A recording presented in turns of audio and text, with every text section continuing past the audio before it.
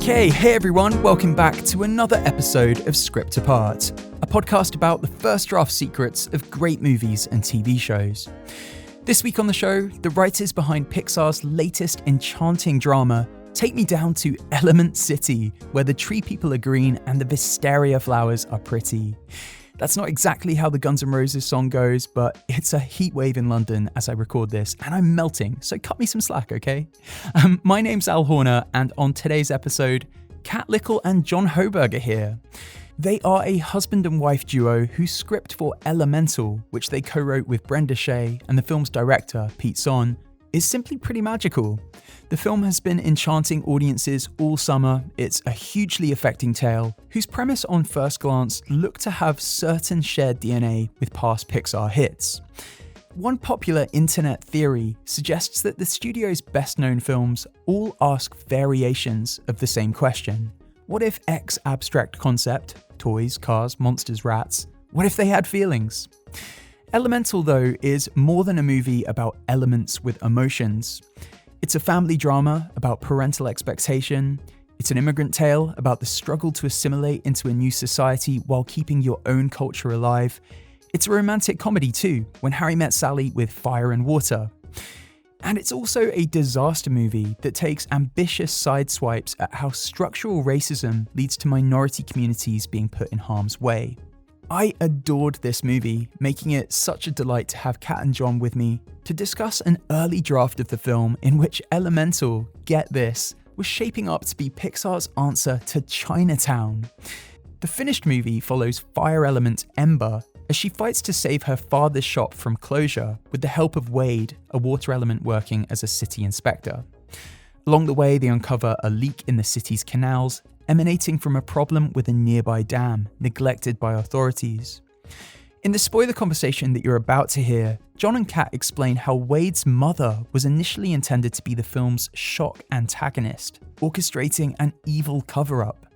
We talk about how Ember was originally written with much more of a Disney princess vibe before being retooled to be older, more streetwise.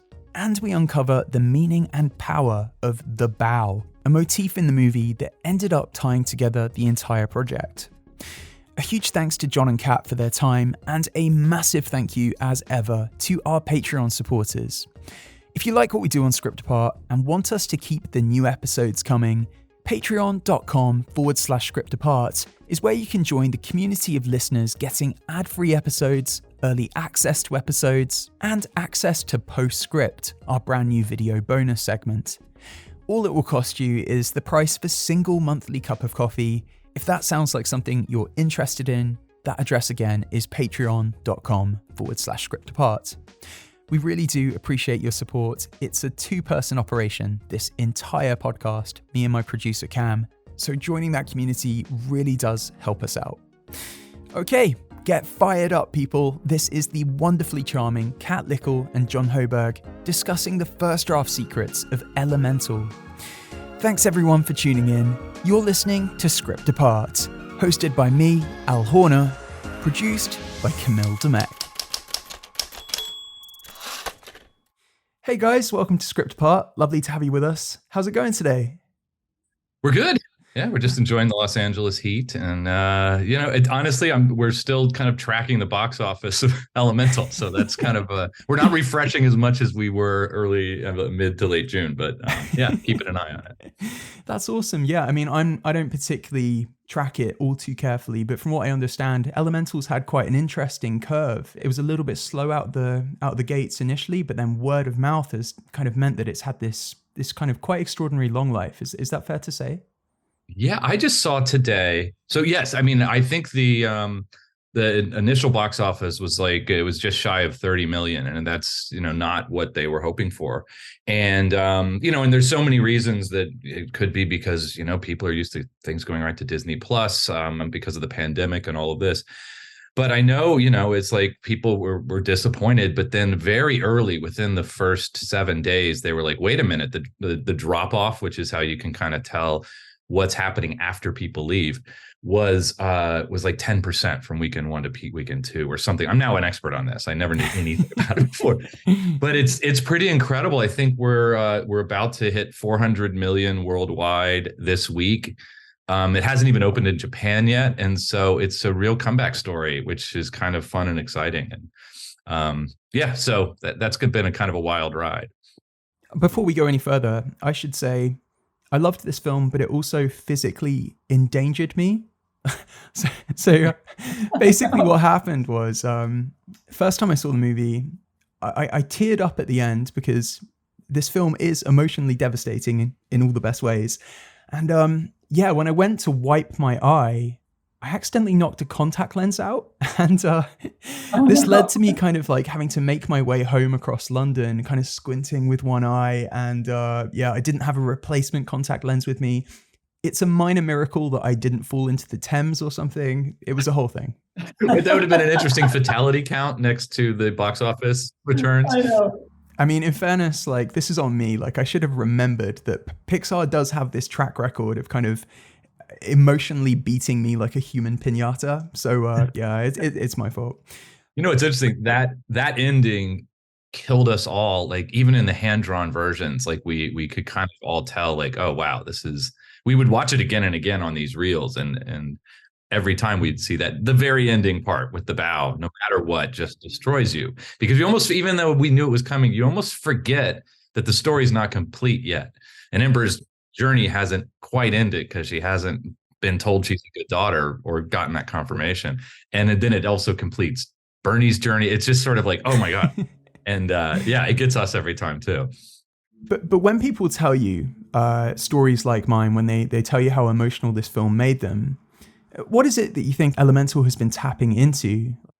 I can tell you what it is for me. I came from, my family's been longer in this country than Ember's was in hers, but our family has that striving. You do the practical thing. You don't shoot for the stars. You shoot for being able to put the food on your table. You kind of shoot for a good life, but a small life where you can pay your bills, you can feed your kids, you can get them to school and all of those kinds of things. And there was a lot of strictness around that, the shoulds and shouldn'ts. And I was my mom is a nurse, and I think everybody thought that I was going to end up being a nurse.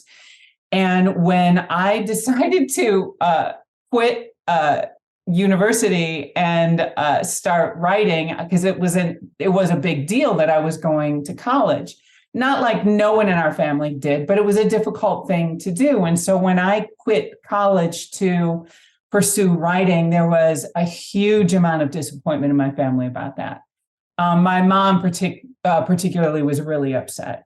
And there was from her, there was quite a bit of crying and, where did I go wrong? And me feeling like that terrible kid, that terrible daughter, but knowing I had to follow my passion. And I think a lot of people go into the arts. It's terrifying for parents when you want to step away from what they know. And it's like my parents tried to build a decent life for us, and walking away to do something so risky for them. And it was hard for me to break that, make that break and actually come and tell them, no, I want to do something different. Because to them, it can also feel like a rejection of who they are.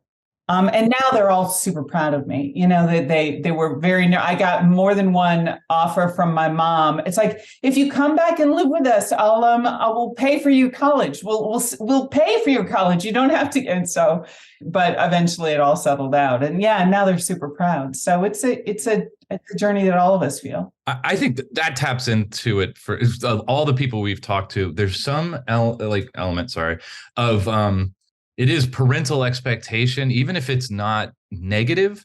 But are my parents proud of me? Did I do the thing, even though I am who I am? Even if you follow the path that they want, did I do it well enough? And we were kind of saying at one point, like that bow at the end, where it's like you did enough, it's okay. I think it's almost like we were all doing that for ourselves too, and to anybody who never got that moment with the parent. Because for me, I had it from kind of the furthest thing from the artistic endeavors. I had this bigger than life grandfather who was a fighter pilot in World War II in Korea and Joint Chiefs of Staff and all this. And I was meant to be the grandson that was going to go into the Air Force in the Air Force Academy. And I didn't. I became a hippie stoner instead. And that was it. But I really felt that, like, did I let down this grandfather? And it was a rough bit there. And then we became really good friends. But he lived to be 103. And at 100, I remember he was like, boy, I'd hate to go to my grave without flying a high performance fighter. So it's like he still just sort of grinded in there a little bit. But I almost got at the very end. He at the end of his life, he told me, you know, how proud he was of what I was doing. And it was kind of my version of that bow. And I think we all just want that from a parental relationship in some ways. Yeah, that's such a universal feeling, which I guess leads me to my next question. You know, when we talk about that universality of this story, how did that come to be? Because in some ways, Elemental is such a specific story that's very clearly inspired by Pete's experience as part of an immigrant background family. Any empathetic person, I think, would be able to appreciate the beauty of his story and his struggle as kind of depicted in the movie, you know, through metaphor, without needing an access point for themselves and their own experience. As it happens, though, Elemental definitely has that. You know, the way that Ember in the movie wants to be a good daughter, quote unquote, but is also increasingly desiring things that go against her criteria for that, you know, dating Wade, not inheriting her dad's shop, all those different things. That's relatable to people from all cultures, all walks of life. People all over the world have felt that burden of parental expectation.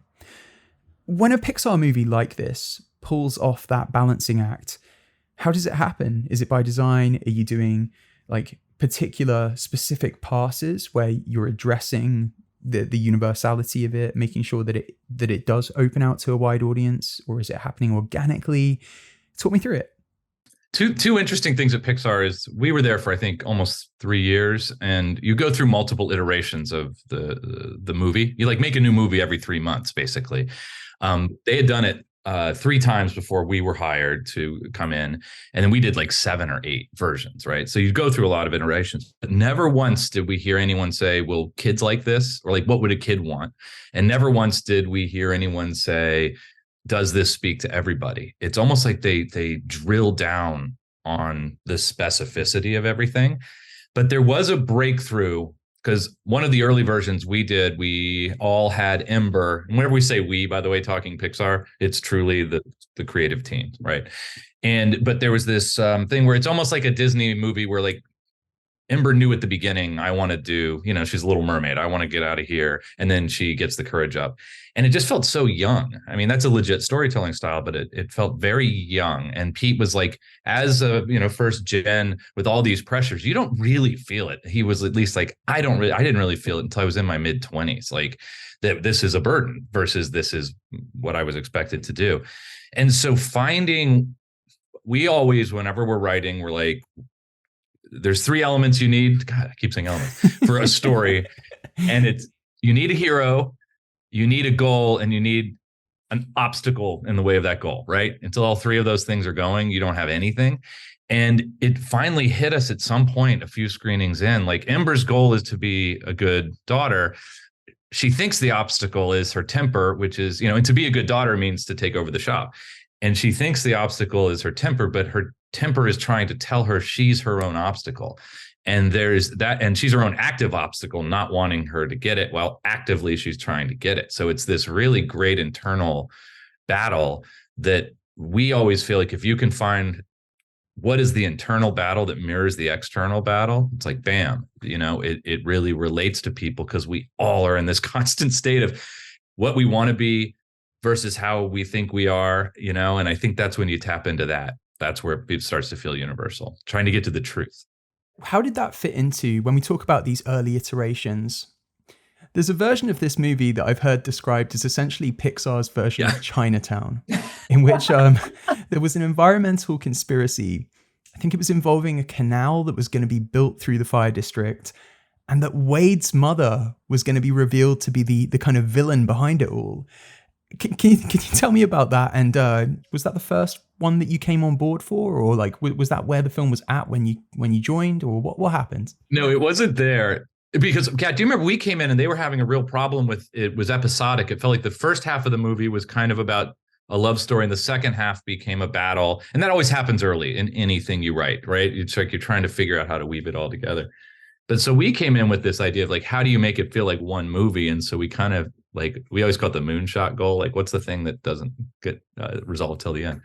But that's where we kind of had this. Do you remember the fire guys, Kat? Or they were Earth people who were infiltrating Firetown, but they would set themselves on fire, and so they were constantly in pain, like, but trying to act like fire people, walking around like they called themselves Scorch and Sin. Yeah, it was like they were basically logs who set themselves on fire as they were trying to infiltrate and figure out and sabotage the shop.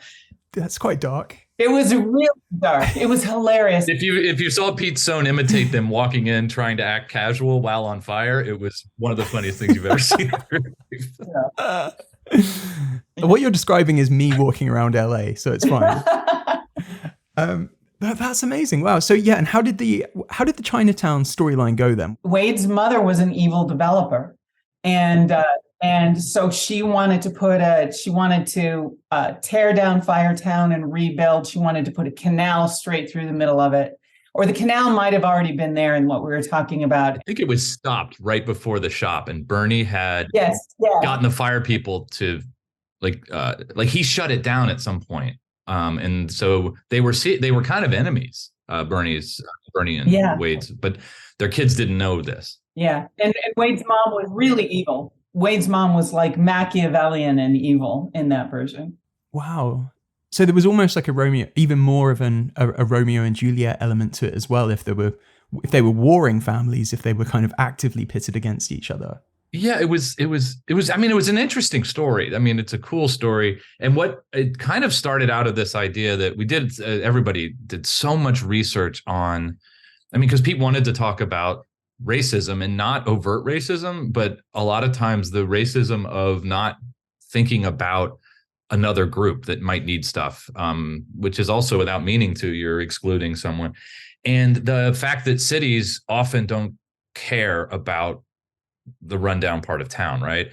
And so, so it kind of started from that, but it really was, Wade's mother was going to build this thing through. Wade's family has a long line of city developers, and they just happened to, Wade was stuck in a pipe. I think he was just kind of floating around the city in the pipes. He would just kind of explore, and somehow he got jammed into their pipes at the beginning, and they just kept hearing a knocking and didn't know what it was. And then Amber released him. But I remember he was like, if you ever need any help with this, because there's water dripping everywhere, just bang on this fire hydrant and I'll come help you. That's right. I forgot about that. Remember that? She ended up doing that, and he showed up. And then that balloon ride. Somewhere there's a drawing of that. Somewhere there's a sketch of that, of her banging on that. It was really fun. There's so many fun ideas that come and go that just don't fit in one of these movies anymore. But yeah, so they went on this little journey together, and it was somewhere in that Wade was about, they had to go to a museum to look at a map to figure out where the water was coming from. It was very complicated, but there was a portrait of Wade's family on the wall, and he was about to show off to Ember right when she saw a portrait of, Wade's mom. And she's like, that bastard, she's the one who's trying to destroy the shop. And so Wade had to hide it. So they hid it. He hid it for a while knowing this. And then she was betrayed when she found out. So what was ultimately not working about that meant there had to be kind of a new direction for the story? I think one thing is it was really convoluted. And I think it was also just so dark. There was sort of so many bad, angry people in it, I think was part of the feeling. And I think ultimately it felt like On the Waterfront, and it didn't seem like particularly part of the pic. It's like there were so many parts of it that were good, and there are little bits and pieces of all of that obviously are still in the movie, but I think overall it was just too dark a story, and it was hard to redeem anybody in it. What we found in that, though, was the whole thing started with Fireland, where you saw Bernie leaving. The lack of returning of a bow was actually there initially, in the opening. And then through the course of this, Brooke had this new boyfriend named Drip, who ended up sabotaging the glass dam that they had. But from the moment the dam bursts and comes down, and then Wade going in there and dying, and then the bow at the end, that all came out of that was our first version, the fourth version. And so we found the ending. And I remember there was an announcement at like a Pixar meeting. They're like, guys, we found the ending to Lumen. Like, this is really exciting. And so now we knew we got to kind of, I almost said swim to. I don't mean to do any of these. But anyway, so we knew where we were all wanted to go, because that part really worked. And that was really emotional. And I think you always learn, every one of these versions you learn. And what we learned is, we as a group didn't want a bad guy. We wanted to, like, even the dad, can we do a version? Because the first three versions, the dad was kind of a bad guy. And can we do this where Bernie's a lovely person, he's not meaning to do something, but he's handling his own stuff, and we don't have an outward villain? And so it was really helpful to learn that. To go back to your point, John, about how this is a story in part about racism, the racism that we're used to seeing on screen is kind of individualist. Like, it's typically one person being racist, or perhaps a group of people collectively being racist. That's the way we typically see racism on screen. The way, though, that racism actually shows itself in real life is often subtler, though, right? Like, it's institutional, it's structural. Element City is such a great articulation of that. Like, it's not a utopia for marginalized people like Ember and her family. The city is beautiful, but for Ember, it's constantly posing threats to her, like, simply out of how it operates, the way in which its design isn't optimized for quote unquote others. For example, like, there's a water train that runs through Element City, and every time it goes past, Ember has to quickly grab an umbrella or risk being extinguished. The nuance of the place as like an on-screen location full of wonder that you do want to visit as a viewer. I want to go there, but at the same time has these structural flaws in terms of the disregard it has in its design for the fire people. I don't know that I'd seen that on screen before. So can you tell me how you approached that? Some of the conversations that you had with Brenda and Pete that steered how you crafted that? Well, we didn't overlap with Brenda, actually, because she was in there and then we came in, she left. And so we came in after. But I know they talked a lot about the racism in the city. And really it was like, even if you notice, like, Gail didn't seem that worried about what was going on there. In the earlier versions, Gail was a character that didn't really care that water was going there. That's why the two of them had to go fix it, which felt like a version. But the thing I would say, and then Kat, I'll throw to you, is I think the goal was not exactly what is what does it feel like to how did Pete feel, right? Being a first generation in a society that isn't necessarily his. And I think that's what we were always trying to get across. So you get to feel what that feels, the constant uneasiness and those kinds of things. Well, and we live in Pasadena, California, and it's a beautiful city, but it also has its own history of structural racism. And there's two things that happened in Pasadena that were pretty significant. One is that there's a freeway called the 210 freeway, and there's another one called the 110 that kind of one comes from Los Angeles up into Pasadena from the south, and then one runs across Pasadena on the north. And both of those were driven straight through, I would say, minority-dominant neighborhoods. A very vibrant Black community was torn out for I believe it was the 210, and it just was completely destroyed. And so you can see on the south side of the 210, up until a certain point, it's all these beautiful houses, these beautiful mansions, literally, these, very sort of what you think of typical suburban neighborhoods. And then on the other side now is where you get to an economically less developed area of town. And they're literally cut off from each other by the 210. Swaths of it were taken by eminent domain, and enormous amount of houses were just ripped down. And it's created an economic divide in the city ever since. And in the last 20, 25 years, Pasadena has been trying to address that and help revitalize the northern side of town a little bit. And so it's a very real thing, and it's a very real experience for, I think, for marginalized communities, in the U.S., in the U.K., in every developing country, there are always those people who lose out. And we also wanted to tell that story a bit from that perspective, from the perspective of the person who is not, the people who is not as thought about. And it's sometimes, like we touched on before, it's not even deliberate. It's just a kind of blindness and a thoughtlessness. I was going to say, sometimes it is deliberate, because you do this thing where the story artists run off and they'll just do research on a topic and come back and then show slides of pictures and history, and that's where a lot of ideas come from. And one of the story artists came back, and apparently they had learned that their bridges in Central Park were designed to be low so that city buses couldn't get through, to keep sort of people who would ride the bus from different parts of the city. That was the research, I think, that made us all, like, it kind of led us a little bit to, like, well, what if Brooke is trying to do something instead, and I think we did land on no, because we feel like we've seen that, but the idea of this systemic thing that people aren't really aware of might be more interesting. Let's dive into some scenes, if that's okay, guys. Like, the movie opens with a light through a fog that we soon realize is Ember's parents coming to Element City.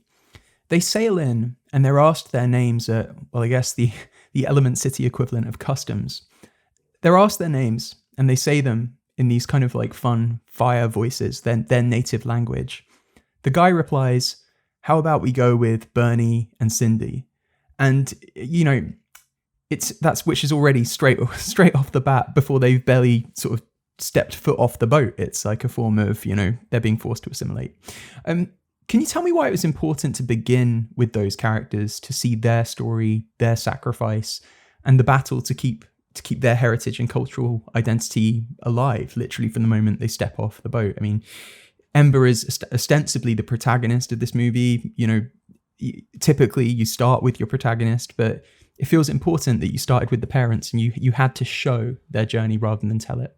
I think that was important for a couple of reasons. I think you want to know, right away that they're people who are not necessarily, they're not being turned away at the border. Actually, the guy who is saying, well, how about, Bernie and Cinder? It's like, he actually is very pleasant in saying it. He's not trying to be a terrible, racist person, but he's not understanding there's a lack of cultural communication there. Happened to my grandfather, by the way, when he immigrated to this country. They changed his name at the border also, because his name was, he's Dutch, and his name was Fup, which is not a name that you generally hear in the US. And so they literally were like, how about Fred? And named him Fred. So there was a little bit of that, of all of us talking about those stories, and also the fact that this immigration desk guy he doesn't have any ill intent at all, but it is kind of a casual structural racism that the people of Element City aren't even really thinking about. And I think we didn't want to do anything. I mean, there were iterations where they were going to be being treated badly as they came through customs. I feel like it sets the tone that this is what, and you don't know it yet, but this is going to be about holding on to your heritage, because that's what Bernie is so worried. His father said, what you don't know is his father, until later, his father said, you're going to lose the fact that you're fire. And this very moment at the beginning is like, yeah, that is something that he was going to have to fight against from the beginning. Well, it is fascinating in these opening scenes, because we then sort of get into this montage where we're sort of skipping through their lives as immigrants in Element City. We see them kind of raise this daughter, Ember.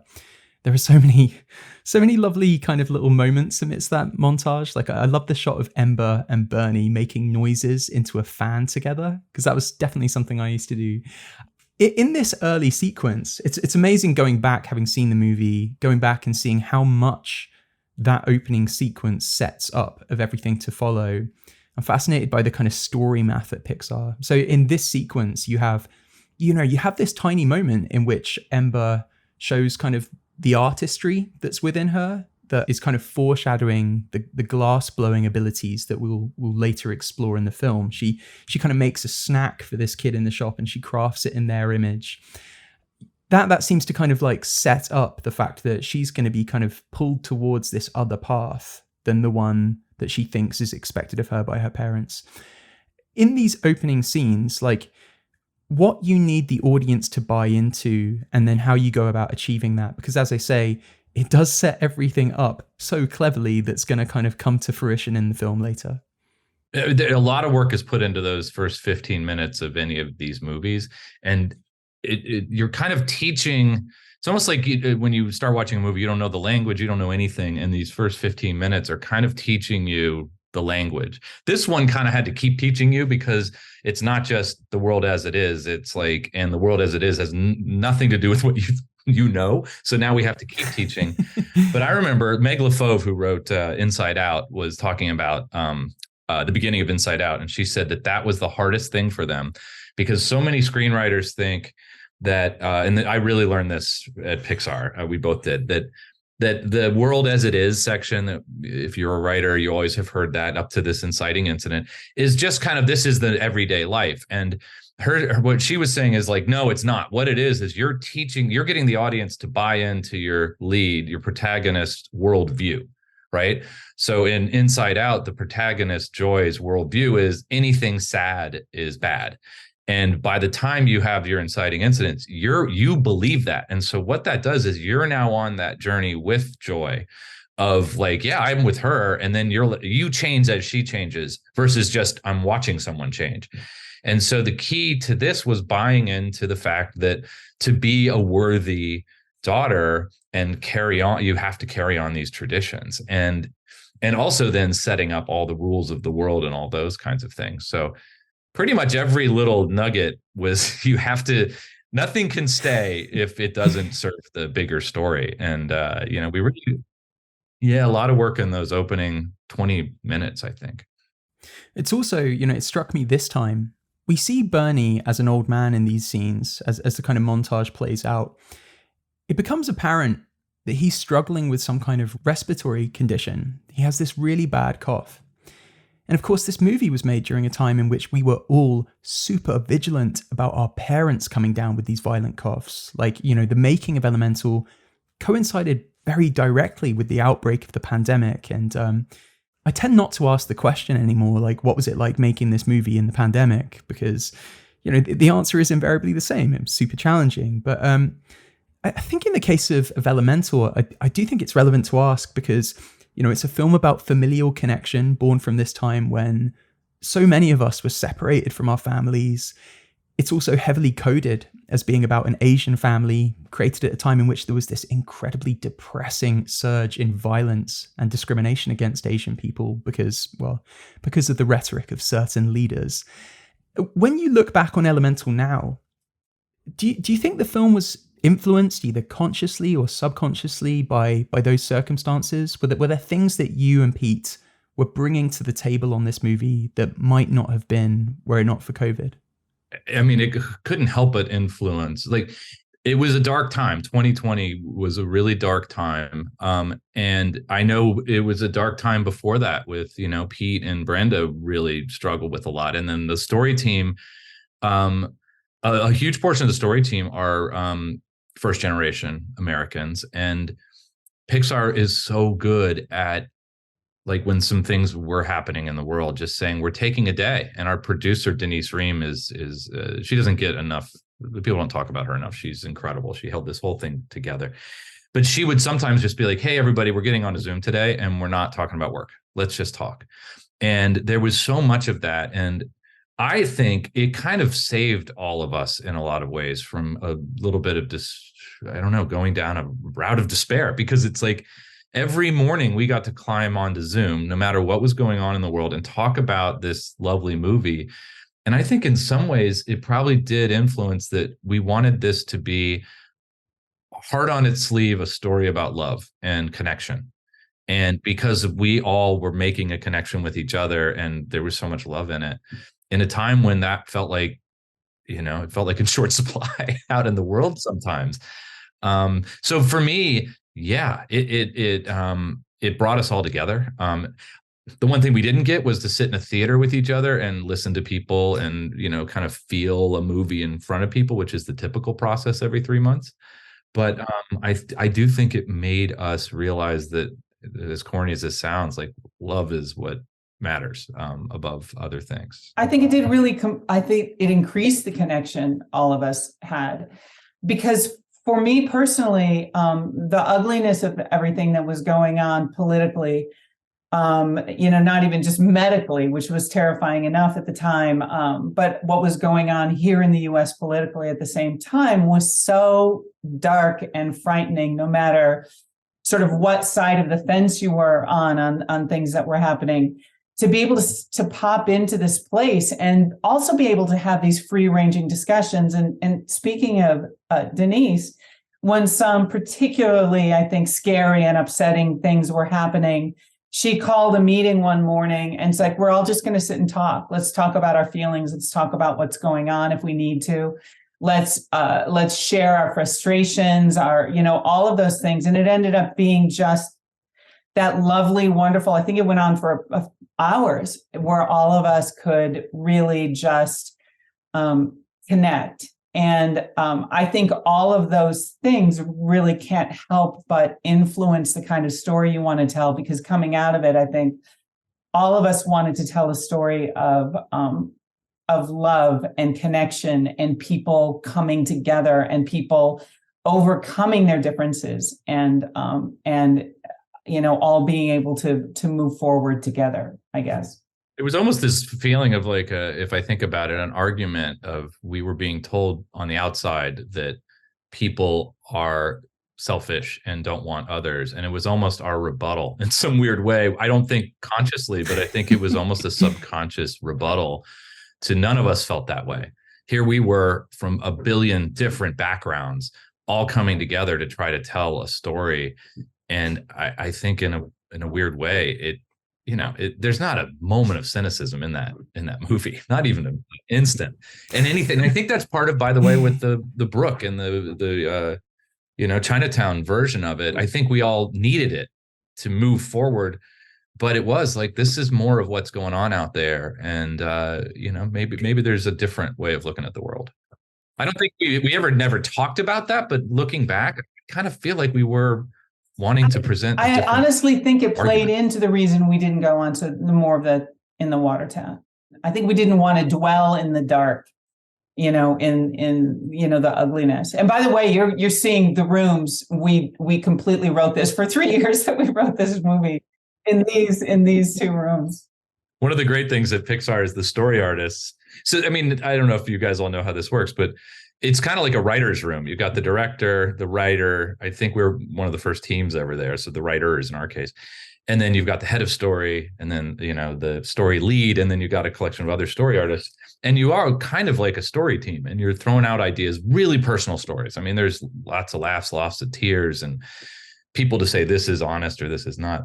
But one of the best things is these story artists every now and then will draw you and it's never what you want to think you look like, but they've somehow captured the essence of you. But it is a little like, oh.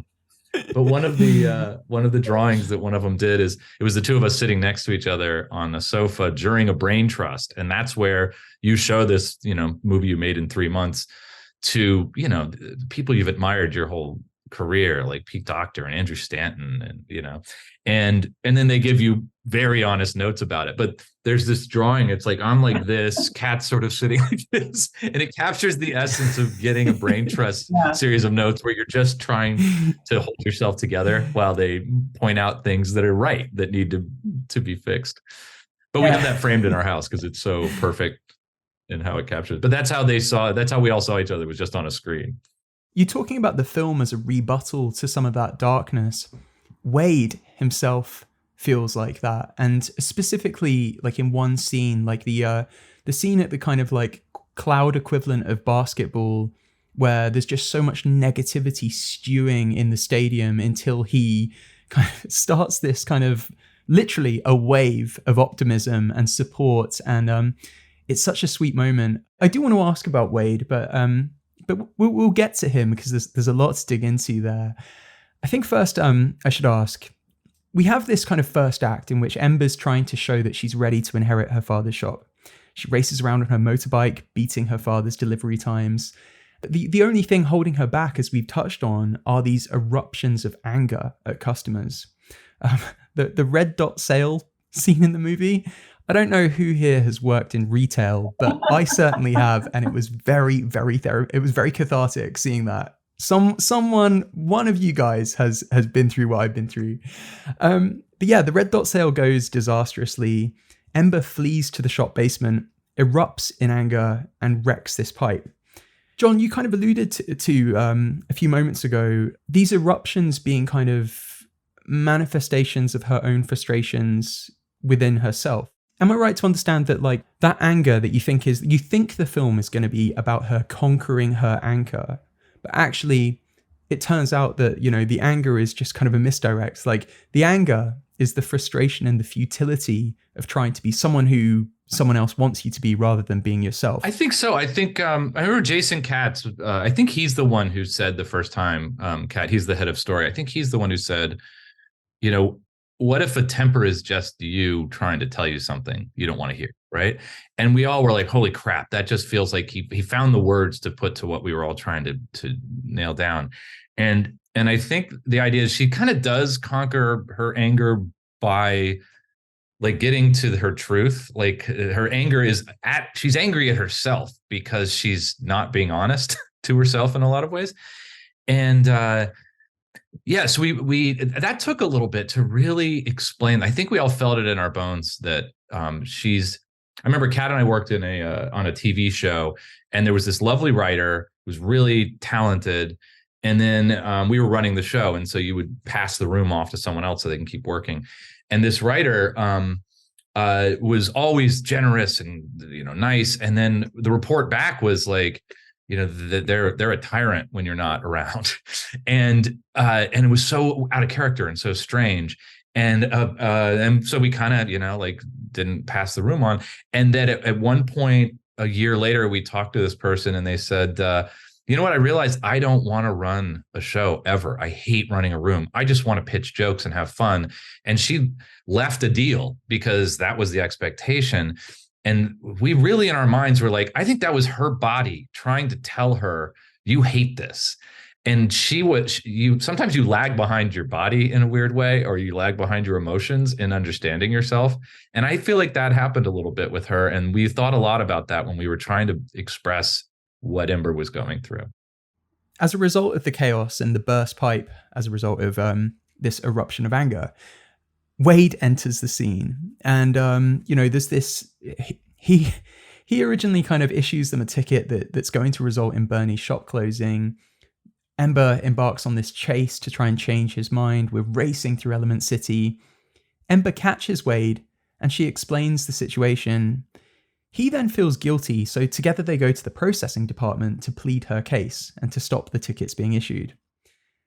In the processing department, there's a toy globe on the guy's desk, but this globe doesn't look like ours. It has these kind of huge polar ice caps because, of course it does. This is a planet full of tree people, so I guess there's less CO2 in the atmosphere, and as a result, global warming's not a thing. So I love these tiny details in Pixar movies, and Elemental is no different. It's full of them. That's all storytelling, but I imagine that it's not in the script. Can you tell me how these tiny details get written into a movie like Elemental? I've always wondered. Yeah, these story artists, you would go through these pitch sessions, basically, where the story artists would, as we're talking about, you know, we sort of all know where this story is going to be going. And the story artists have a ton of leeway to go off and draw up, I was going to say write up, but draw what their ideas are to make sequences, just and you're just looking at them in a series of drawings. It's not even an animatic. And of course we were doing that all by Zoom. But so I would equate it to us being writers, like working with words. You pitch things, you improvise things, you go a little off script because there's a funny story point here, or maybe this is a way to, do something that, it might be a little off piste, but it's got something to do with it. And so when we're writing or working in a writer's room, as we have done extensively, those are the kinds of the things you do in speaking in the writer's room. You have a wild, harebrained pitch that takes you away from the story, but has something to do with it. And that might not end up being in the script, but that might spark another idea. And so the artist had that kind of leeway to do that as well. So we would have these show and tells where, okay, it's like this week it's going to be, or today it's Ji-yoon has been assigned.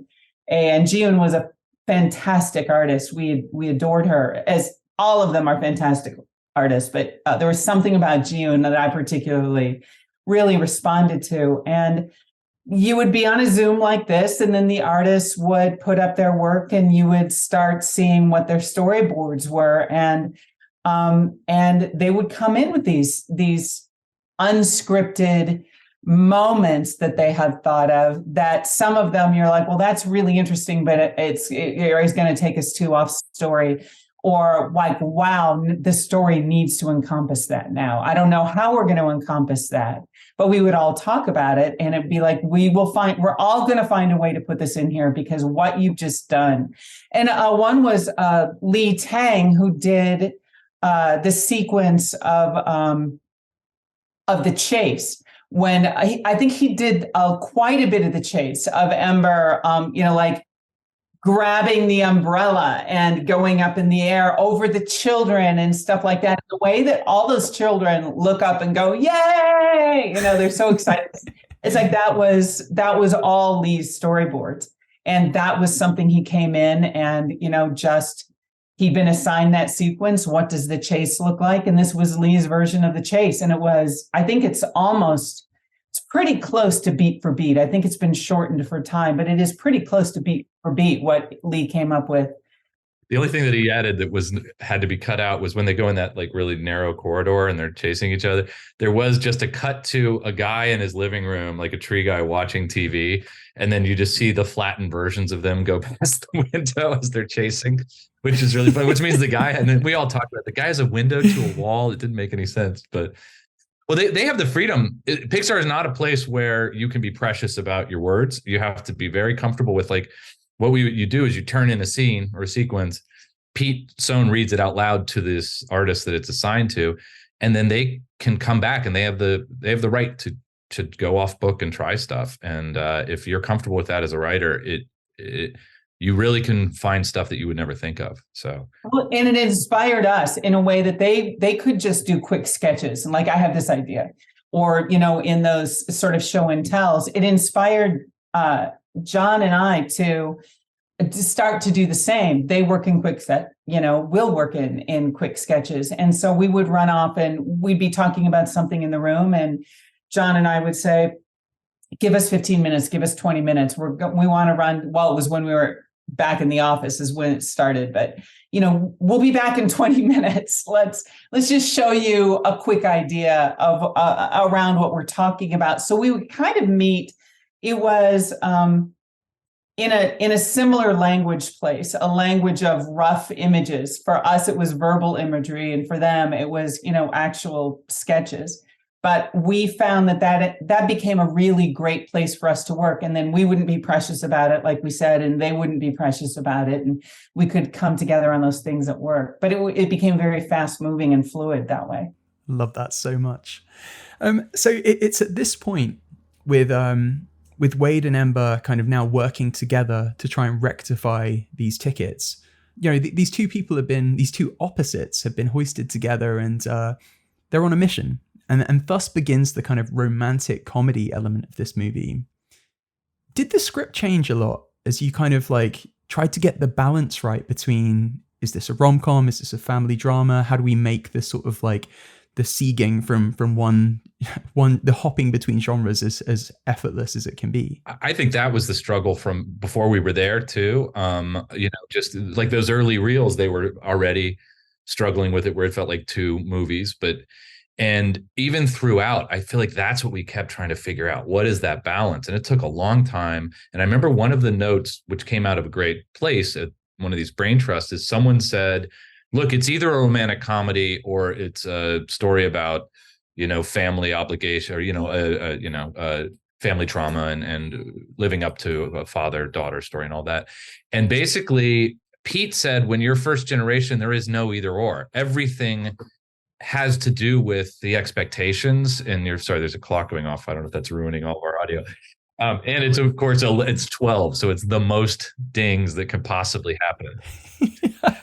But Pete, I thought it was a significant moment, because Pete was like, there is no either or when you're first generation, right? And if, there's family expectations and what you're expected to do, they are part of everything that you do. And it was I think it was a clarifying moment for everyone at the studio. Like, okay, this is something that is hard to balance. And then we all knew what we were trying to balance. But I feel like, yeah, that was one of the biggest struggles, was finding that balance. Was there a particular key to getting that configuration right? What was the breakthrough?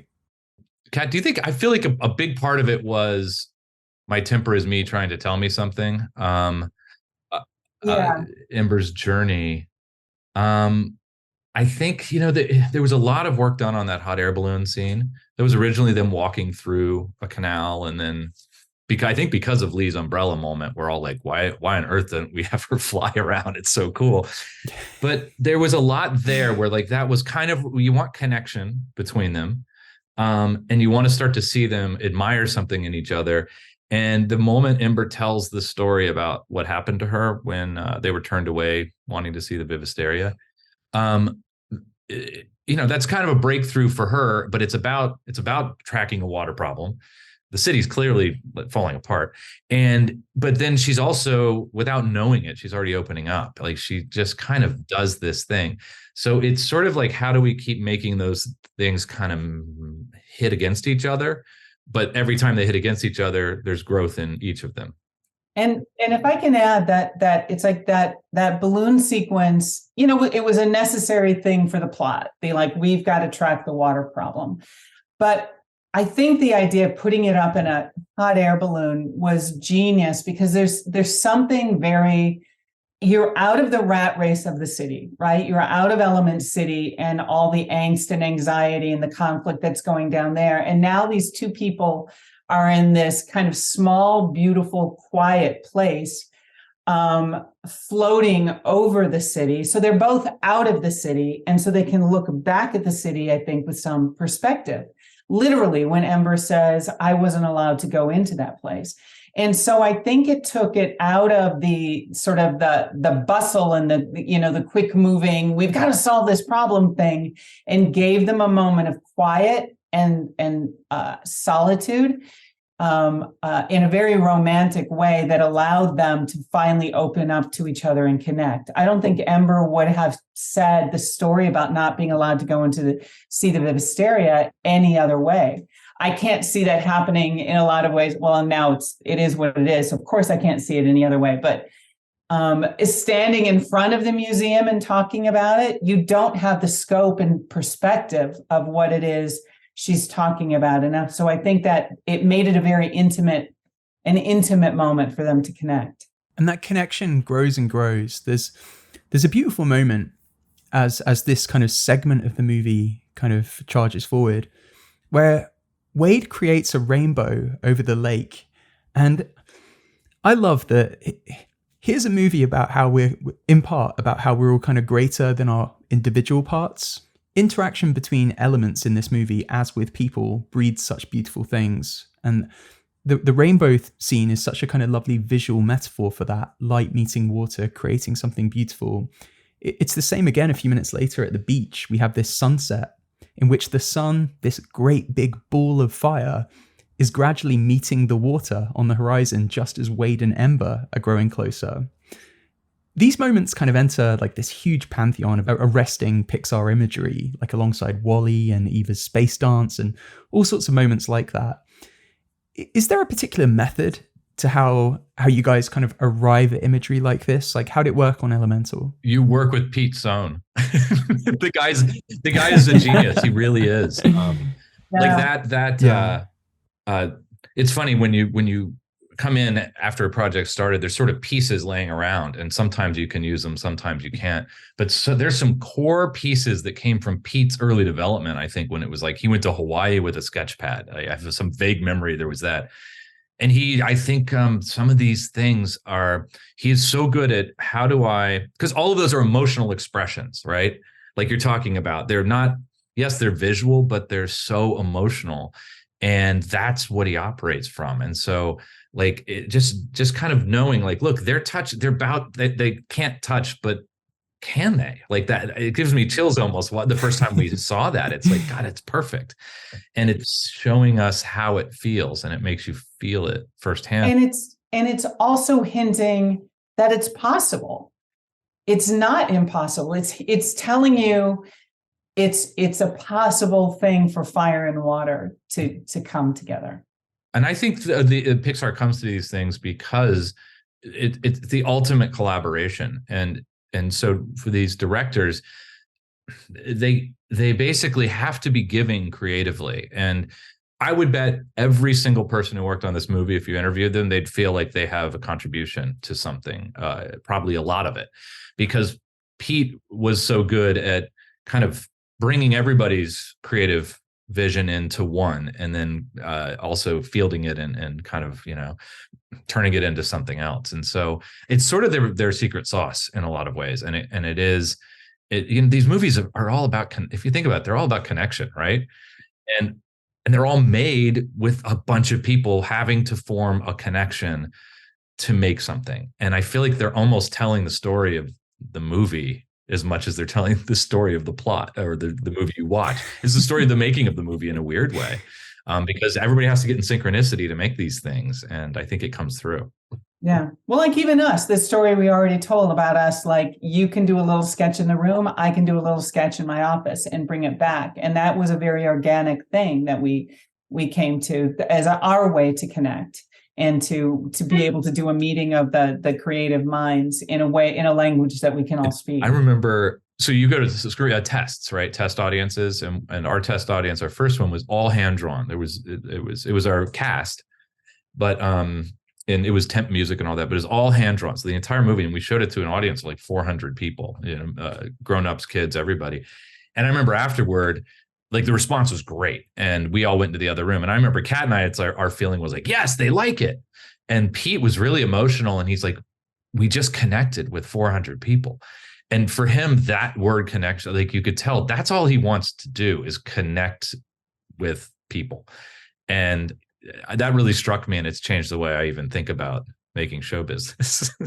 It's about connection. That's what you're trying to do. And we all get caught up in all the other stuff based on it. But when you connect, people want to see it. I said a few moments ago that I wanted to talk about Wade. And I think a good scene to kind of use as our jumping in point for him is the scene in which Wade takes Ember to meet his family.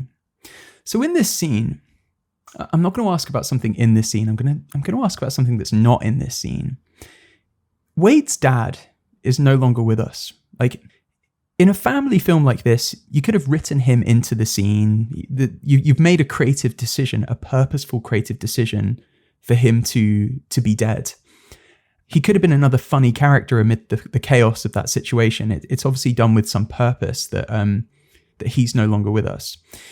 The implication is that Wade is quietly negotiating grief in the backdrop of this story.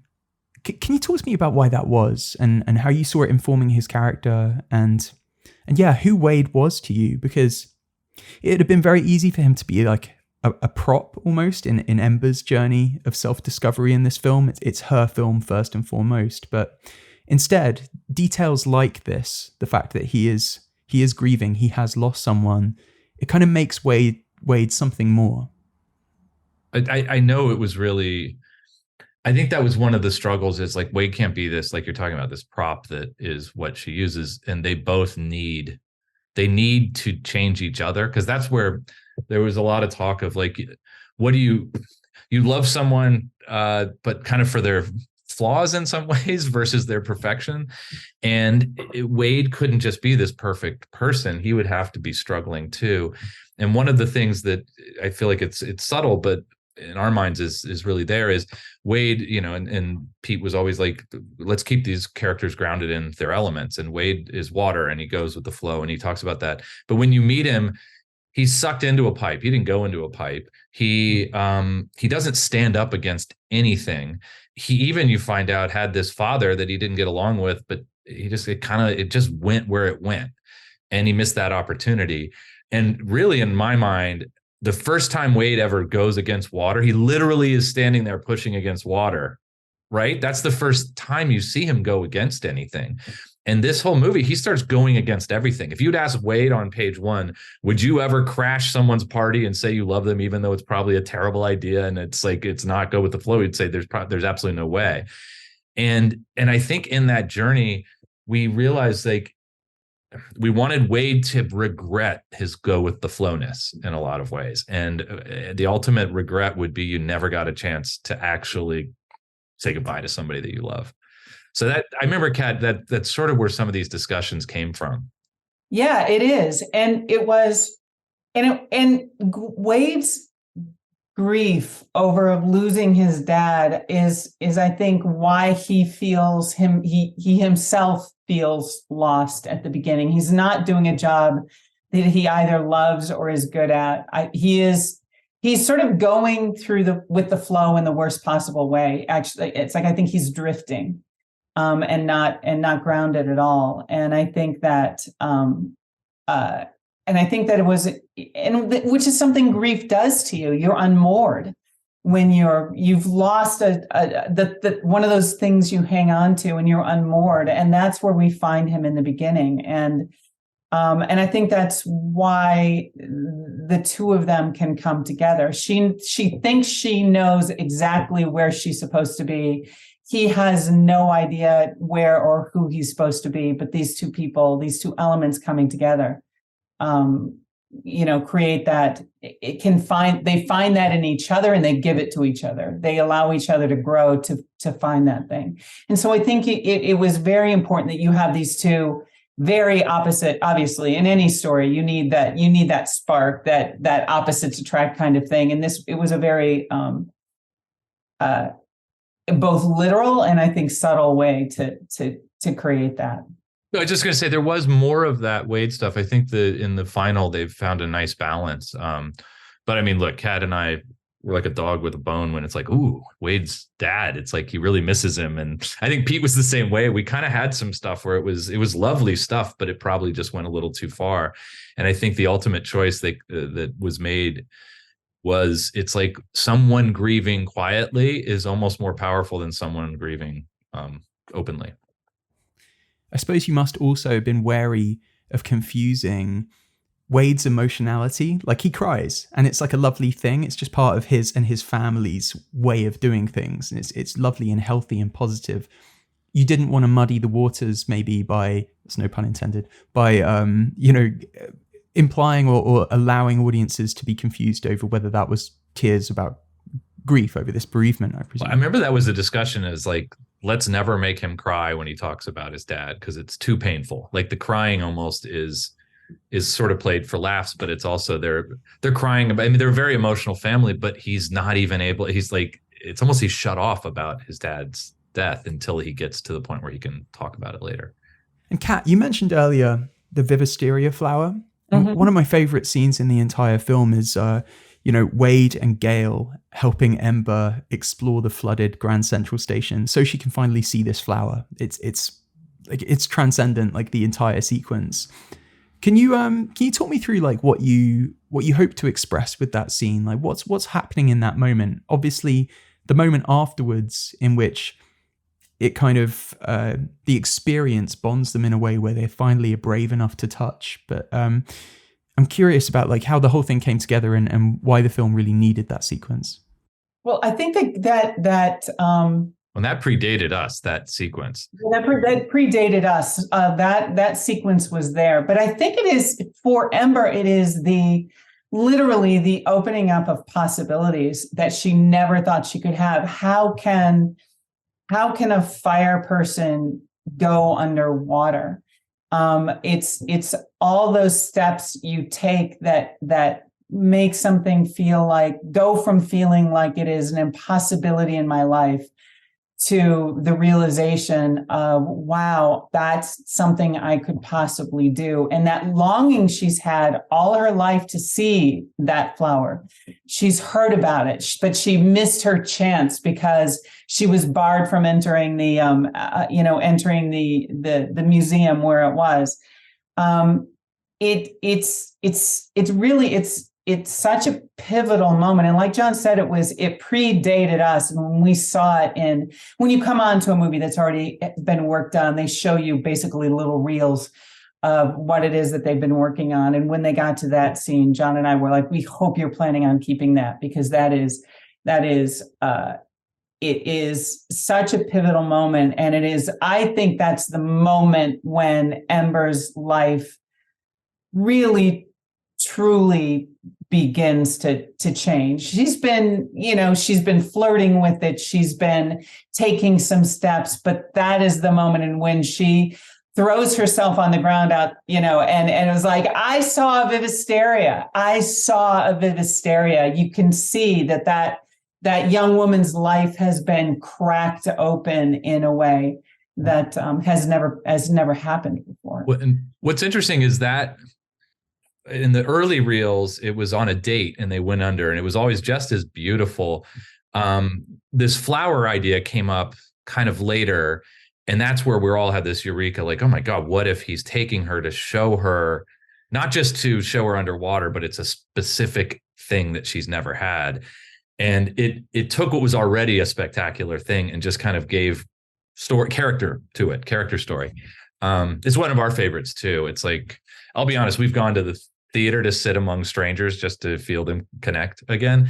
And it's like my favorite thing just to watch that on the big screen underwater, the underwater sequence. But yeah, and everything Kat's saying is right. It's this huge moment. It's in a love story. It's an emotional consummation in a weird way. They're kind of having this incredible trust moment. And then story-wise, it was from a dramatic point of view, it was awesome to then destroy it right after that. Yeah. Well, and speaking of the trust, that building of the trust is so important to any love story. It's the moment where you open your hearts to each other. It's the moment when you are willing to be your most vulnerable. And it's for human beings when you open up to each other. The first times when you've met your person where, you're able to express what you're really feeling, to be able to say, I love you, or be able to open up and say, I want to spend my life with you. Those are such important, vulnerable, scary, dangerous, honestly terrifying danger. It's danger. And so that's what all of that is kind of meant to encapsulate. It's really the moment where Ember opens her heart to love, to other possibilities, to seeing her life in a different way. And then, but it's also terrifying because that means potentially closing off another life. Well, and if you notice, and this was important to Pete, and we got it, but the on the beach when she finally, it's kind of the midpoint of the movie emotionally, where she says, I think I'm failing, like, oh my God, am I a bad daughter? She gets tiny and intentionally kind of ugly, and she's just like, I'm an ugly mess, and he still sees something beautiful in her. So that's the ugly side of opening up, is you're showing your ugliness. And then I think the counter to that is, let's now have her kind of be in the dangerous place where it's beautiful versus ugly. I love how non-linear it is, the change that's affected in her by that experience. Like, they do share as a result this emotional consummation, as you say, John, but the moment kind of like scares Ember. She doesn't like touch him, share that romantic dance that she does with Wade.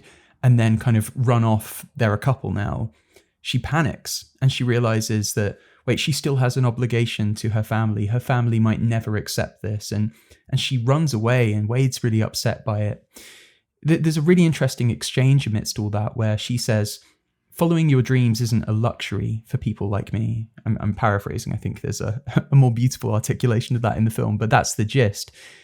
Can you tell me why it was important to add in like a complication, a nuance to that scene? It's not a case, as I say, of she's touched Wade now and they're a couple. I think for a lot of people, coming from an immigrant background does mean making a real choice, knowing that your family struggled to get to where they are, to hopefully try to be successful or just be stable and have a good business. And know that, and for Ember particularly, to know that her father's dreams are pinned on that, as far as she is concerned. That's what she fully believes. It's a real struggle to reject all of that, everything you've been raised to believe is true, everything you believe about the family and what you're supposed to do and what a good daughter does. You help maintain and support the family.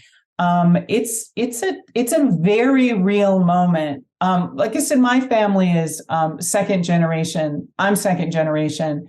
And I still felt that in my family. It's like my parents felt it even more strongly in theirs. But in my family, that there was great disappointment when I, dropped out of college to become a writer, because a lot of their expectations of you're going to be carrying on what we do, or you are going to make that next generation more successful somehow. It's a terrifying moment for somebody who feels that they have those kind of family obligations. I'm blathering now, but well, I think we wanted to also really talk about kind of the difference of privilege in that moment, because Wade really has the privilege of doing whatever the hell he wants. I mean, he's just doing jobs, and then you meet his family, like he has all the money in the world, it doesn't matter, and he's got all the support in the world. That family, if he said I want to go into the army, they'd be like, great, do it your best. Or if he's like, I want to be a painter. And it's a truth. Like there are people who have this privilege like Wade. And what I think a key line for us, because she was like, she's saying it's like, that's not for people like me. Like, it's like go with the flow family or whatever it is. It's not for people like me. And then I think a key moment was him just getting to this point of saying like, I don't understand. And her saying, that's why this can't work, because you can't understand what it's like for me. Was really important. It's a big Wade moment too, as much as it's Ember, because it's Wade hitting this point of like, I have no way of understanding what this means.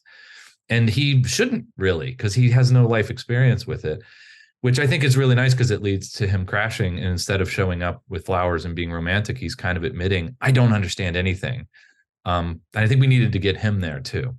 So I think mutually, they both needed to be in a really confused place at that moment.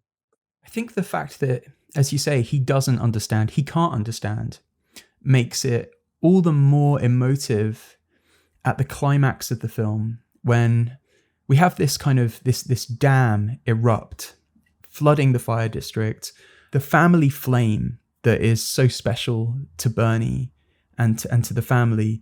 It's in danger of being kind of like, washed away, completely snuffed out. And Wade, he not only comes to help try and save it, but he kind of sacrifices himself to save it. And the flame, it's quite literally like it's keeping the family flame alive, that connection to the heritage of where Bernie and Cinder come from. It's so beautiful that he sacrifices himself in that moment. Even though he can't understand it, he respects it enough to kind of like risk his life essentially to protect it. Can you tell me about this? I understand when you came on board the film, there wasn't a climax, or there wasn't one that was working. So can you tell me about constructing this ending and whether or not there was ever a version of this in which Wade really died and he didn't come back. Was that something you entertained, or was that just too dark? We entertained it for sure. Well, I will say, by the way, the feeling was the ultimate expression of love in some ways is, I don't understand why this is so important to you, but I love you. And so I am willing to risk myself for that. Like, I think that's really why it was so important to say, I don't get it before he does this. No, there was discussion about actually killing Wade briefly, and I think we were all just like, that's just such a drag. It's like, do we really want that? I remember one of the story artists was like, it's a Pixar film, someone has to die. Yeah. But yeah, I mean, look, this is going to sound kind of, and I don't think it's necessarily in there anymore, but Kat and I got on this big kind of run in our minds that I think everybody else thought we were a little nuts for. But it's like, we were like, well, what if water actually symbolically is emotion? It's the true emotion of how you feel. And at the beginning of the movie, it's all pent up in these pipes and then it bursts free when she kind of screams. So that's when she screams and bursts a pipe, that's the truth bursts into your life. Wade's sort of the ultimate expression of truth and real emotion. And with that thinking, one of these versions, and it was that version with the water with Wade's had the bad mom. It was sort of, the deluge has to come out. The true emotion has to come out and wash this stuff out. And you can't hold it back. Like, if you try to hold back water, it will find a way. And emotion, if you try to hold back emotion, it will find a way. That's at the core of this entire thing. So in our minds, this giant gush of water that wipes everything away had to happen. And it's the truth coming out there so Ember can finally tell her dad what she really feels. It doesn't 100% add up, but emotionally, that's where we kind of were in our minds. And again, I think everybody else is like, what are you guys talking? What are you smoking? You know what? I really think too, all of us have faced difficulties and faced tragedies, and they're hard to, and we all tend to, instead of dealing with it, tamp it down and hold on to it tightly, because if you let it go, it's terrifying.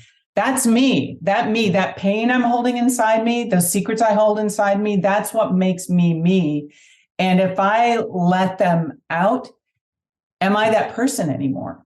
And I think it's a terrifying thing. And I think that's part of what that felt like to me, is that the releasing of all of those emotions, all of that pent up fear and anger and sorrow and all of those things finally being allowed to gush forth is where one personally, I think, finds their emotional breakthroughs, does find their emotional truths. And I think in the movie, this is the literal moment where, when everything is washed away, when it is so clear to you now what your pathway is and what it is you really want, is why Ember can finally speak at that moment. Unaware, thinking that she's lost everything. If you think about it, at that moment, she's lost everything. The shop is gone. Her city is gone. The person that she loves is gone. And, but that is the moment that she has the courage to speak her truth. And that is the scariest moment of all, because what if she loses her family too? She's taking the biggest risk possible, but she no longer can't take that risk because of the way she's been changed by it all. And I think that's why that moment is so powerful, when you can finally verbalize what your soul is telling you, what every fiber of your being is telling you. And we all fear it. It can, unless I'm sure there's some people who are out there who have no problem, like, this is my fear. This is what I want. This is my love. This is what's important to me. Not in my family. But it's like, but I think for most of us, when you get down to what that secret, all of us have a little tiny thing inside of us. A little tiny, we used to work with a producer who was an amazing guy. And he was like, all of us have a hole. All of us have a hole that needs to be filled. And that hole is where all your darkness lies. And it is terrifying to expose to everybody else. But I think it's where the truth comes. And I think I think what's successful in these movies is the emotional experience of the main character is what you're experiencing when it's happening. And her emotional experience is, if my truth comes out, it will destroy the world. Right. And that's, I think, how it feels when you're talking about what Kat's talking about, is it will destroy everything that I care about. And so I think that's why she had to have that. We had to have that emotional experience of watching everything. One of the most heartbreaking moments to me, and I think it was, I can't remember which story artist did it, but it's like the little family portrait floating through the water. Like, that just kills me, because it's like, oh my God, that's what happened because of this. And so, so we get to feel Ember's emotional experience, so that way we can connect with what she's going through. The way Wade comes back, I think, and this is the genius of Pixar movies and the genius of people like yourselves who work on them, the storytelling is so airtight. I think it feels earned when Wade comes back, because earlier on in the movie, you've done two things. Logically, it feels earned because we've had that scene earlier where we see him get kind of like soaked up into a sponge. So we might not be thinking of it in the moment, but we know that, as a water person, you can get sucked, your body and your form can shape, but there's still kind of a consciousness there. And and then emotionally, the fact that you're able to bring back the crying game from the scene earlier in the film at Wade's parents' house, like there's a resonance to it, there's a rhyme to it that's really beautiful, and for that reason, it feels, as I say, really earned when he is able to come back, and all the more emotional for it. The line that really gets me in this whole kind of climax is Bernie telling Ember, "The shop was never the dream. You were the dream. You were always the dream." What do those words mean to you guys? That, I think we're especially proud of that moment. Like, we worked with Pete a lot on that dialogue. Just finding it, because we wanted that to feel true. But I think, and if you look back in the movie, it's like we're walking this tightrope where Bernie, like, he's sort of, the shop is the dream, but we're never lying to you. If you go back, it's still the truth. He's just trying to provide this thing for her and all this. But I think for me, what it means is, it's what I think we all want to hear, no matter what choice we make, is that it's like, no, it wasn't about what choices you made. I just cared about you and wanted you what was best for you. And I think, that's what this whole journey is about, her discovering. But that line destroys me. Like, we always read back when we write something, we'll read it back to each other. And at one point, Brooke was in there too. Like, Brooke witnessed her son more or less die, and that had to go for a bunch of reasons. One, it was just too awful. But I remember in that, we also had a brief moment where Ember's saying, "This is all my fault," and then she looks to Brooke and says, "Sorry." And it was like just devastating. But so Kat and I always read the scenes out loud, and reading this scene before we turned it in, we were both just a wreck. And we're like, okay, it must work on some level if we can't get through it without crying. Yeah, we can't even say it. Yeah. We all want to hear that. We all want to hear from our parents or the people we love that, no, you are what I care about. It's you. And it's such a fundamental human thing, I think, that everybody can connect with. No matter, it's like we've heard from people who have grown up in, a million different ways, a million different lives. And I think almost everyone, one of the things that's common to everything is how that line affects people. And it sometimes means different things to different people, but it's something that speaks to a universal human truth. The emotion of that moment continues into the pair deciding to go off and travel the world together, and there's such beauty to that final scene and final shot, especially of the bow. And we kind of touched on the bow earlier, but this scene in particular, it sounds like, when you landed on this, you immediately knew that, like, this was gonna devastate people emotionally. Is that why you threw in the line amidst all that emotion? where the two elderly fire people are asked what they're going to get up to, and they say they're going to have some hanky panky. Yeah, there's a very strong reason for that, and it's an emotional.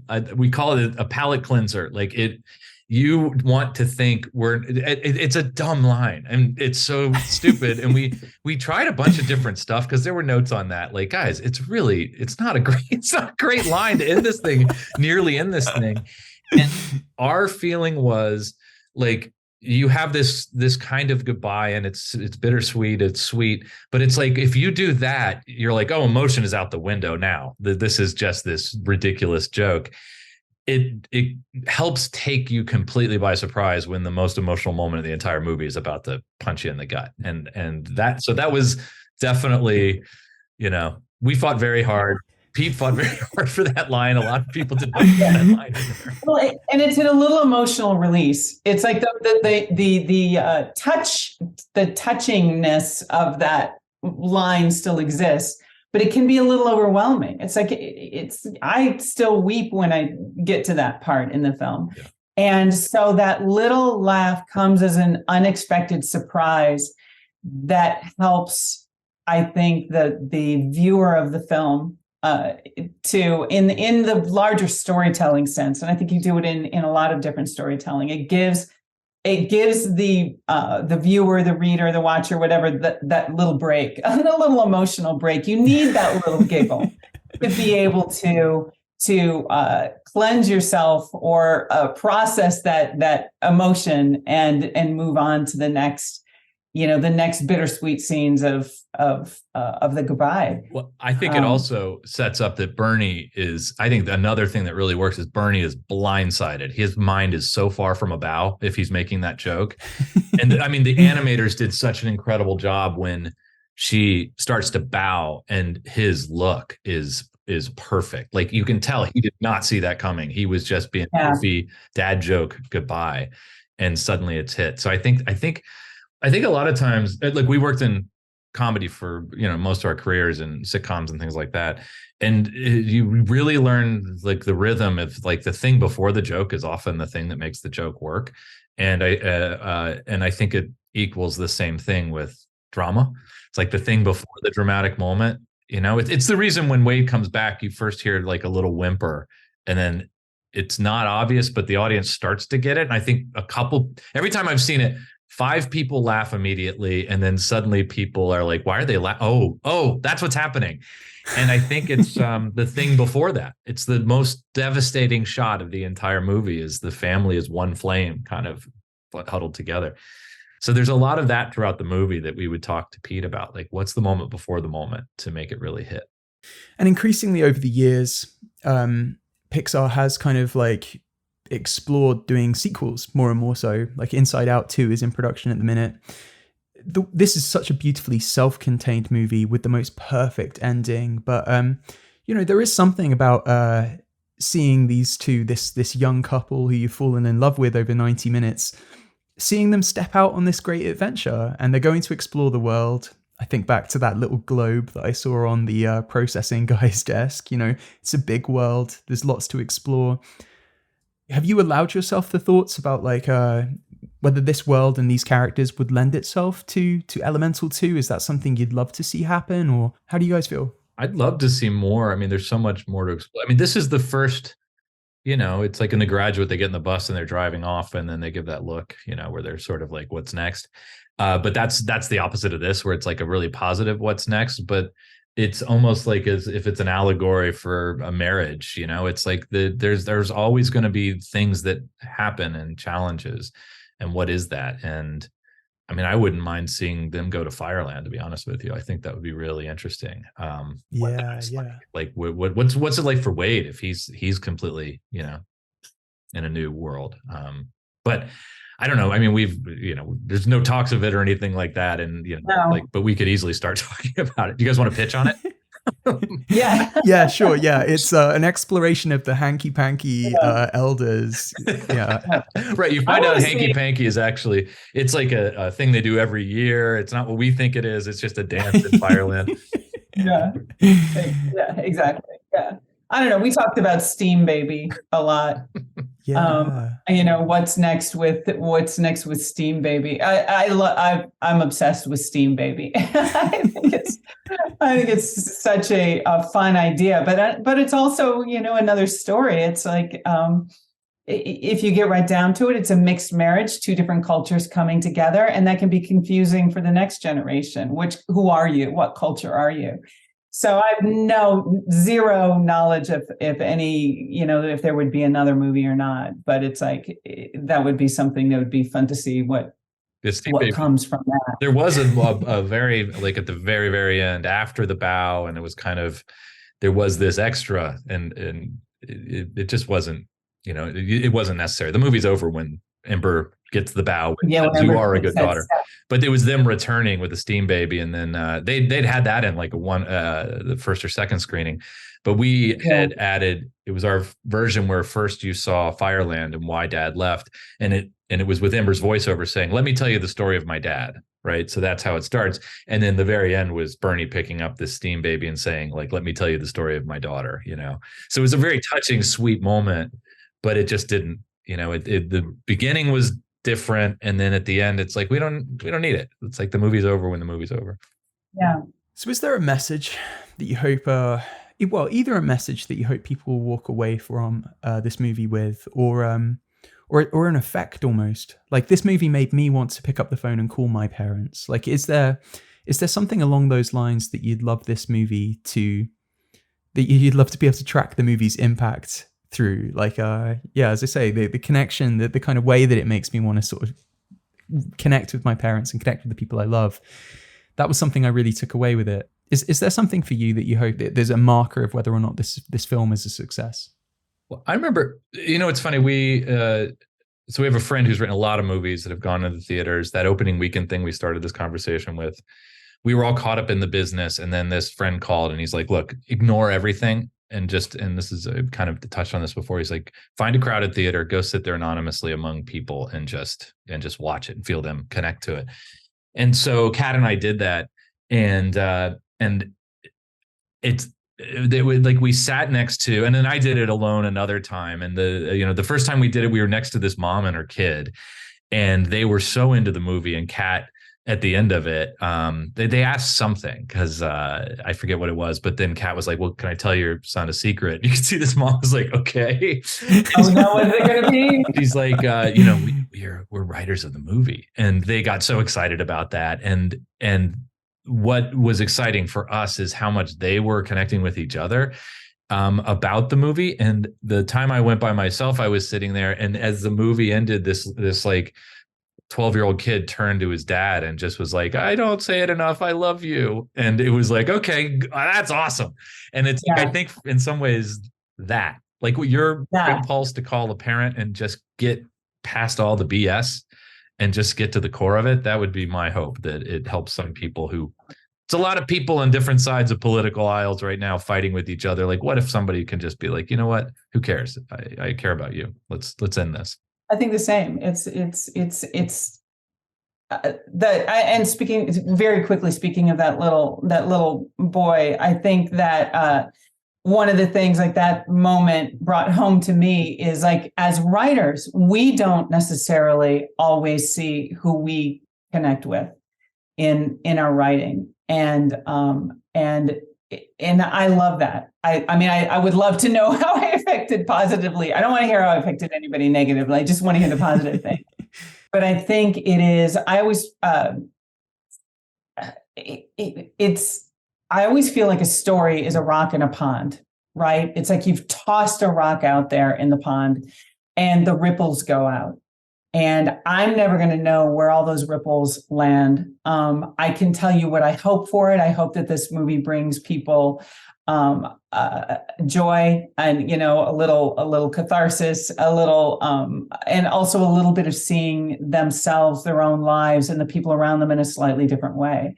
So it's like, I think it's important for us to all sort of like be mindful of our own rocks we drop in the pond, and what ripples are going out and how they affect people. Because I want mine to affect people positively, and I hope that this film does that as well.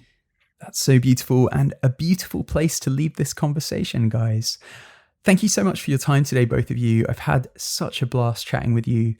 I suppose I should ask before I let you go, Elemental would have been a lot of people's first exposure to your work. This was their introduction to you guys as a writing duo. For those people, can you let us know what's coming up? Have you got other works in the pipeline? Anything you can tell me about? So we're on strike right now, which means we kind of had to pause. Kat has, before we went on strike, we've worked together since like 2002, I think. And for the first time, we're going to work with this guy, Dan Fogelman, who created This Is Us. I don't know if you guys have it there. So there's a new show, and I'm an EP on that, working with him. And we've known him a long time because Kat was finishing up a novel that she's got into her agents now. And she's going to write another novel. And it's been something she's wanted to do for a very long time. And I've read this first one, and it's just incredible. It's so good. I'm hoping to be a house husband once this hits and I don't have to work again. But the other thing we're doing, and this is not against strike rules, we can do it, is we worked on this medieval musical comedy called Gallivant, which I don't think came out in England. But you guys should see it because it's got Ricky Gervais, it's got Reese Shearsmith as guest stars. It's incredible. Look it up. It is so good. Robert Lindsay, it was a musical with Alan Menken wrote all the music, and Glenn Slater wrote all the lyrics. And Dan Fogelman created it, and Kat and I went to England to shoot it. We shot it around Bristol, and then Dan had to leave the show, and so Kat and I ran the show the next year, and we're over in England doing that.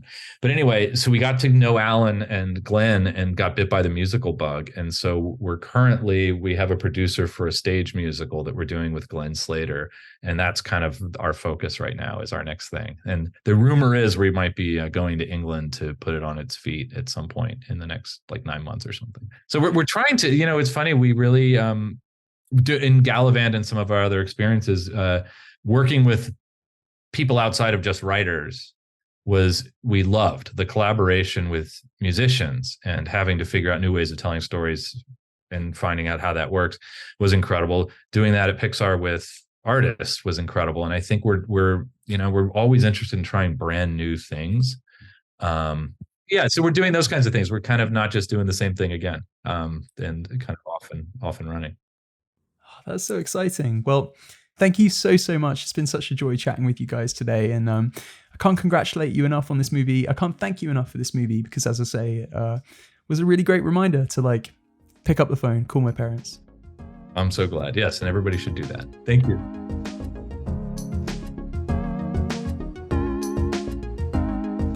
You've been listening to Script Apart. Thank you so much for tuning in. A reminder that if you want to help the show continue to grow, you can join us on Patreon by visiting patreon.com/scriptapart or clicking the link in today's show notes. Thanks again for joining us. We'll see you next time.